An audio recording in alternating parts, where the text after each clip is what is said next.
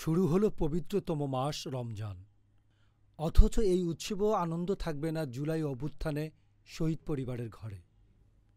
এ প্রসঙ্গে ফেসবুকে একটি পোস্ট শেয়ার করেছেন অন্তর্বর্তী সরকারের আইন উপদেষ্টা অধ্যাপক আসিফ নজরুল।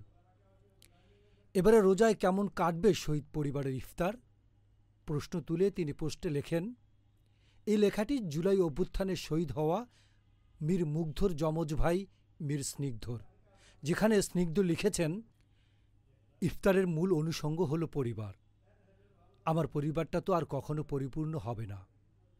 বিগত বছরগুলোতে আম্মুকে দেখতাম মুগ্ধর খুলনা থেকে আসার জন্যে অপেক্ষায় প্রতিটি ইফতারের সময় বলতো, কি দিয়ে জানি ছেলেটা ইফতার করছে খুলনাতে। আর যখন আসতো আম্মুর মুখে সে কি হাসি, হাসি যেন সবসময় মুখে লেগেই থাকত। আর স্পেশাল আইটেম রেডি করত। মুগ্ধর সামনে আমরা কত খেপাইতাম আম্মুকে, এই বলে যে, তোমার প্রিয় ছেলে এসেছে, এখন তো ভালো মন্দ রান্না করবাই। আমি জানি আজকে ইফতারের সময় আম্মু কাঁদবে, অবশ্যই কাঁদবে, আর বলবে আমার মুগ্ধটা আর বাড়ি ফিরবে না। হাজারো সন্তানের মা আজকে কাঁদবে, এবং এই কান্না থামানো কারো পক্ষেই সম্ভব না।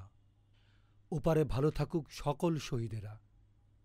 রমজান মোবারক বাংলাদেশ। ডেস্ক রিপোর্ট, গণমানুষের আওয়াজ।